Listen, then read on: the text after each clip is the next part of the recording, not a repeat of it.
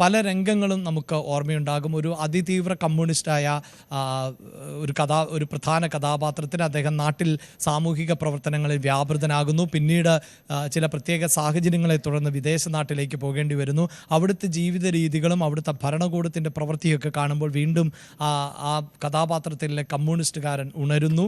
അങ്ങനെയുള്ള ചില രംഗങ്ങളൊക്കെ തൊഴിലാളികളെ ചൂഷണം ചെയ്യുന്ന സാഹചര്യമാണുള്ളത് എന്ന് പറയുന്നു. ബാത്റൂമിൽ പോയി ആരും കാണാതെ മുദ്രാവാക്യം വിളിക്കുന്നു. അങ്ങനെ എത്രയോ മനോഹരമായ അഭിനയ മുഹൂർത്തങ്ങളിലൂടെയാണ് ഇദ്ദേഹം കടന്നു പോയിട്ടുള്ളത് എന്നത് നമുക്ക് ഓർത്തെടുക്കാം. അങ്ങനെ നിരവധിയായ കഥാപാത്രങ്ങൾ അദ്ദേഹത്തിൻ്റെ ഭാഗത്ത് നിന്ന് അദ്ദേഹം ആഗ്രഹിച്ചത് ഒരു മികച്ച നടനാകാനാണ്. അങ്ങനെ മികച്ച നടനായി മാറാനും ഇപ്പോഴും മരണമില്ലാത്ത കഥാപാത്രങ്ങളെ സമ്മാനിക്കാനും ഒക്കെ വളരെ കൃത്യമായി ശ്രീനിവാസന് സാധിച്ചിട്ടുണ്ട്. ഒപ്പം ഒട്ടേറെ സിനിമകളിൽ, അതായത് പ്രധാന കഥാപാത്രത്തോട് ഒപ്പം നിൽക്കുന്ന മറ്റ് നിരവധിയായ ക്യാരക്ടറുകളും ചെയ്തിട്ടുണ്ട് എന്നത് തന്നെ നമുക്ക് അദ്ദേഹത്തിൻ്റെ സിനിമകൾ പരിശോധിച്ചാൽ മനസ്സിലാക്കാം. നേരത്തെ സൂചിപ്പിച്ച കഥ പറയുമ്പോൾ എന്ന സിനിമ, ആ സിനിമയിലെ പ്രധാന വേഷവും അദ്ദേഹം തന്നെയാണ് കൈകാര്യം ചെയ്തത്. അതോടൊപ്പം തന്നെ ഉദയനാണ് താരം എന്ന സിനിമ, ആ സിനിമയിൽ മോഹൻലാലിനെ പോലെ തന്നെ പ്രധാനപ്പെട്ട വേഷം കൈകാര്യം ചെയ്തു. മേഘം എന്ന സിനിമ, നമ്മൾ മമ്മൂട്ടിയെ ഇപ്പോൾ അല്പസമയം മുമ്പ് അന്തിമോപചാരം അർപ്പിക്കുമ്പോൾ മമ്മൂട്ടി കേന്ദ്ര കഥാപാത്രമായ ഒരു സിനിമയായിരുന്നു മേഘം. അതിൽ വളരെ പ്രധാനപ്പെട്ട റോളാണ് വഹിച്ചിട്ടുള്ളത്. അയാൾ കഥ എഴുതുകയാണ് എന്ന സിനിമ, അതിൻ്റെ തിരക്കഥയും കൂടി ആയിരുന്നു എന്നുള്ളതാണ്. ഒപ്പം മറ്റ് ചില വിവരങ്ങൾ കൂടി നമുക്ക് പങ്കുവെച്ച് പോകേണ്ടത്, ഇപ്പോൾ മുകുന്ദേട്ട സുമിത്ര വിളിക്കുന്നു എന്നൊരു സിനിമ, അത് 1988 ആണ് ഇറങ്ങിയത്. അത് ഹാസ്യപ്രധാനമുള്ള ഒരു സിനിമയാണ്. പ്രിയദർശൻ പിന്നീട് പറഞ്ഞതനുസരിച്ച് പ്രതീക്ഷിച്ചതുപോലെ ഒരു ഹിറ്റ് ആയിരുന്നില്ല യഥാർത്ഥത്തിൽ മുകുന്ദേട്ട സുമിത്ര വിളിക്കുന്നു എന്നുള്ളത് തിയേറ്ററുകളിൽ. പക്ഷെ പിന്നീട് ആ സിനിമ നിരവധിയായ ആളുകൾ കാണുകയും അതിലെ ഓരോ രംഗങ്ങളൊക്കെ ആളുകളെ പൊട്ടിച്ചിരിപ്പിക്കുകയും ചെയ്തിട്ടുണ്ട് എന്നതാണ്. ഈ സിനിമ യഥാർത്ഥത്തിൽ ഒരു മറാത്തി പ്ലേയുടെ ഒരു നാടകത്തെ പ്രമേയത്തെ അടിസ്ഥാനപ്പെടുത്തിയുള്ളത് എന്നാണ് മനസ്സിലാക്കാൻ സാധിക്കുന്നത്. പക്ഷേ അതിൻ്റെ ടൈറ്റിലിൽ ഈ മറാത്തി പ്ലേയെക്കുറിച്ച് പരാമർശിച്ചും പോകുന്നു എന്നാണ് നമുക്ക് ഓർത്തെടുക്കാൻ പറ്റുന്നത്. അതിൻ്റെ കഥയും തിരക്കഥയും ഒക്കെ നിർവഹിച്ചത് ശ്രീനിവാസനായിരുന്നു. അപ്പോൾ മറ്റ് വിഷയങ്ങളെ അല്ലെങ്കിൽ മറ്റ് പ്രമേയങ്ങളെ അടിസ്ഥാനപ്പെടുത്തിക്കൊണ്ട് കഥ രൂപീകരിക്കുന്നതിൽ ഉൾപ്പെടെ ശ്രീനിവാസന് തൻ്റേതായ ഒരു ശൈലി ഉണ്ടായിരുന്നു എന്നത് തന്നെയാണ്. പലപ്പോഴും നമുക്കറിയാം, ഇങ്ങനെ പ്രമേയങ്ങൾ മാറ്റുമ്പോൾ അത് മുഴച്ചു നിൽക്കുന്ന ഒരു സാഹചര്യം ഉണ്ടാകാറുണ്ട്. പ്രമേയം പൂർണ്ണമായും നീതി പുലർത്താത്ത സാഹചര്യം ഉണ്ടാകാറുണ്ട്. പക്ഷേ അങ്ങനെ ആയിരുന്നില്ല ശ്രീനിവാസൻ്റെ രചനകൾ. ശ്രീനിവാസൻ ഈ പ്രമേയങ്ങളെ അടിസ്ഥാനപ്പെടുത്തി കഥ രൂപീകരിക്കുമ്പോഴെല്ലാം അത് തീർച്ചയായും മലയാളികൾക്ക് നിരക്കുന്ന തരത്തിൽ തന്നെ കൂടിയായിരുന്നു എന്നതാണ് എടുത്തു പറയേണ്ടത്. ടി.പി. ബാലഗോപാലൻ MA എന്ന സിനിമയുടെ കഥയും തിരക്കഥയും നിർവഹിച്ചിരുന്നു.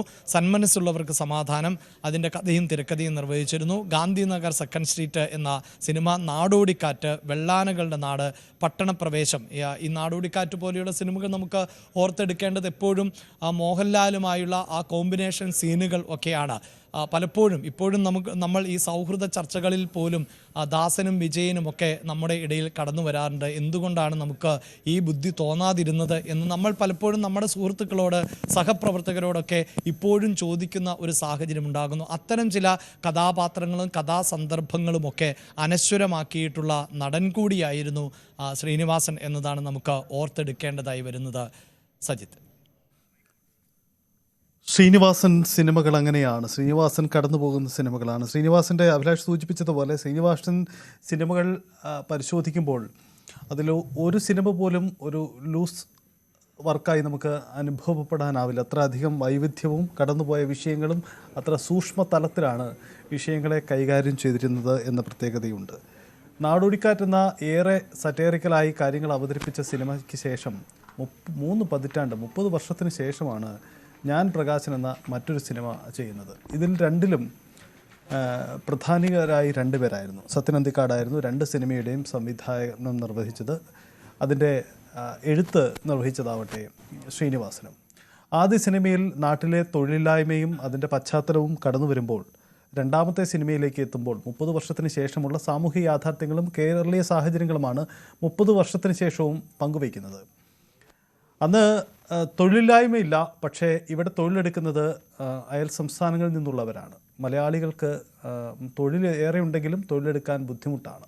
ഇതാണ് സാഹചര്യം. ഇങ്ങനെ മാറിയ കാലാവസ്ഥയുമായി സംസാരിച്ചു കൊണ്ട് പങ്കുവയ്ക്കപ്പെടുന്ന സിനിമയെന്ന പ്രത്യേകതയും, അല്ലെങ്കിൽ കടന്നുപോകുന്ന കാലഘട്ടത്തെ പങ്കുവയ്ക്കപ്പെട്ടു എന്ന പ്രത്യേകതയും ഈ സിനിമകൾക്ക് രണ്ടിനുമുണ്ട് എന്ന പ്രത്യേകതയുണ്ട്. ഒരു അഭിമുഖത്തിൽ ഇവർ രണ്ടുപേരും ഈ കാലഘട്ടങ്ങളും അന്നത്തെ സാഹചര്യങ്ങളും പങ്കുവച്ചിട്ടുമുണ്ട്. സത്യൻ അന്തിക്കാട്, ശ്രീനിവാസൻ, ഒരുപക്ഷേ ശ്രീനിവാസൻ്റെ സിനിമാ ജീവിതത്തിൻ്റെ തുടക്കകാലത്ത് സത്യൻ അന്തിക്കാട് എന്ന വ്യക്തിയില്ല. അവർ തമ്മിൽ അങ്ങനെ ഒരു കൂട്ടുകെട്ടില്ല. പക്ഷേ മുത്താരം കുന്ന് പീവോ എന്ന സിനിമയിൽ അത് ജഗദീഷിൻ്റെ കഥയാണ്. ആ കഥയിൽ ശ്രീനിവാസൻ ഒരു തിരക്കഥ എഴുതുമ്പോഴാണ് ഞാൻ തപ്പി നടന്ന തിരക്കഥാകൃത്ത് ഇതാ എത്തിയിരിക്കുന്നു എന്നൊരു തിരിച്ചറിവ് തനിക്കുണ്ടായി. സത്യൻ അന്തിക്കാട് തന്നെ പിന്നീട് ഒരു അഭിമുഖത്തിൽ പങ്കുവച്ച കാര്യമാണിത്. ആ തോന്നലിൽ നിന്നാണ് പിന്നീട് ഒരു കൂട്ടുകെട്ട് പിറക്കുന്നത്. പിന്നീട് അങ്ങോട്ട് നമ്മൾ മലയാളം ചർച്ച ചെയ്യപ്പെട്ട എത്രയോ സിനിമകൾ, നാടോടിക്കാറ്റ് എന്ന സിനിമ മലയാളത്തിലെ അന്നത്തെ പൊതു സാഹചര്യങ്ങളും കേരളത്തിൻ്റെ സാമൂഹ്യ പരിസ്ഥിതിയും യുവാക്കളുടെ പൊതുചിന്തകളും സാമൂഹ്യ യാഥാർത്ഥ്യങ്ങളും ഒക്കെ പങ്കുവെച്ചുകൊണ്ട് മുന്നേറുന്ന സിനിമയാണ്. അതിൻ്റെ ഓരോ സന്ദർഭങ്ങളും ഈ യാഥാർത്ഥ്യങ്ങൾക്ക് നേരെ തുറന്നു വെച്ചുകൊണ്ട് അത് പരാമർശിക്കാതെ എങ്ങനെ ഒരു സിനിമ എടുക്കാനാവും? ഇതാണ് ശ്രീനിവാസൻ നൽകുന്ന മറുപടി. അതാണ് ശ്രീനിവാസൻ്റെ ഓരോ സിനിമകളിലും കടന്നു വന്നത്. ഏറെ ആലോചിച്ചൊന്നും പോവേണ്ടി വരുന്നില്ല.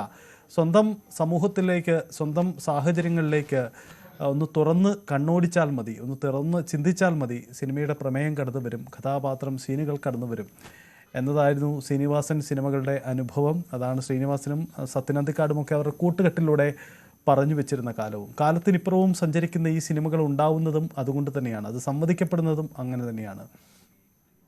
വലിയ സാഹിത്യ സൃഷ്ടികളൊന്നും ആവശ്യമില്ല, സമൂഹത്തിന് നേരെ നോക്കിയാൽ മതി, അങ്ങനെയെങ്കിൽ ആ പ്രമേയം മാത്രം മതി എന്ന ഏറ്റവും സിമ്പിളായ ഒരു ഫോർമുലയാണ്, ചിന്തയാണ് ശ്രീനിവാസൻ സിനിമകളിൽ സംഭവിച്ചത് എന്നതാണ് നമുക്ക് കാണാനാവുന്നത്. ഒരുപക്ഷേ എല്ലാവരുമായി ചേർന്ന് അതിൽ ഒരു കൂട്ടുകെട്ട് രൂപപ്പെടണം, എന്നാൽ മാത്രമാണ് ഈ ഒരു സിങ്ക് ഉണ്ടാവുക. അതാണ് സത്യൻ അന്തിക്കാടും കമലും പ്രിയദർശനുമൊക്കെ പങ്കുവയ്ക്കുന്ന അവരുടെ അനുഭവങ്ങളും. അല്പസമയത്തിനുള്ളിൽ വീട്ടിൽ നിന്നും പൊതുദർശനം കഴിഞ്ഞ് ടൗൺ ഹാളിലേക്ക് മൃതദേഹം മാറ്റുമെന്നാണ് പ്രതീക്ഷിക്കുന്നത്. ടൗൺ ഹാളിൽ പൊതുദർശനം നടക്കും. 3 മണിക്ക് ശേഷം വീട്ടിലേക്ക് തിരികെ കൊണ്ടുവരും. ഇതാണ് ഇപ്പോഴുള്ള ക്രമീകരണമെന്നാണ് മനസ്സിലാക്കുന്നത്. മുഖ്യമന്ത്രി അടക്കമുള്ളവർ വീട്ടിലെത്തി പൊതുദർശനത്തിൽ പങ്കെടുക്കും. അന്ത്യാഞ്ജലി അർപ്പിക്കാൻ അവിടെ എത്തും. പ്രമുഖരൊക്കെ വന്നു പോവുകയാണ്. അവിടെ വീട്ടിൽ നടത്തിയ ക്രമീകരണം, ആളുകൾ വന്നു പോകുന്നതിനുള്ള ക്രമീകരണം അവിടെ ഒരുക്കിയിട്ടുണ്ട്. ആളുകൾ വന്നു പോയിക്കൊണ്ടിരിക്കുകയാണ്.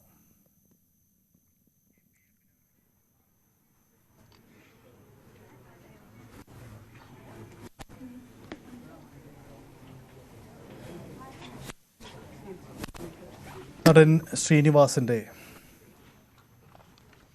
അന്ത്യത്തിന് ശേഷം മലയാളം അദ്ദേഹത്തിന് വിട ചൊല്ലുകയാണ്.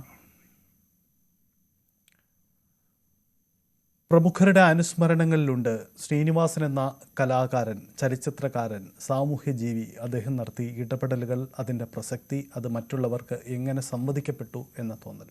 മുഖ്യമന്ത്രിയുടെ വാക്കുകളിലും കൃത്യമായി മുഖ്യമന്ത്രി പരാമർശിക്കുന്നുണ്ട്. അത് വിമർശനങ്ങൾ ആണ് ശ്രീനിവാസൻ സിനിമകളുടെയും ശ്രീനിവാസൻ സൃഷ്ടികളുടെ കാതലെങ്കിലും അത് വിമർശിക്കപ്പെടുന്നവരെ കൂടി അത് ഉൾക്കൊള്ളിക്കപ്പെടുന്നു, അവർക്കും അത് ബോധ്യപ്പെടുന്നു എന്നതാണ് ശ്രീനിവാസൻ്റെ വിജയമായി മാറുന്നത്. മുഖ്യമന്ത്രിയുടെ വാക്കുകളിലും അദ്ദേഹവും പരാമർശിക്കുന്നത് അക്കാര്യങ്ങൾ തന്നെയാണ്. ഒരിക്കൽ കൂടി മുഖ്യമന്ത്രിയുടെ വാക്കുകൾ. ശ്രീനിവാസൻ്റെ വിയോഗം സിനിമാ ലോകത്തിന് കനത്ത നഷ്ടമാണ് ഉണ്ടാക്കിയിരിക്കുന്നത്.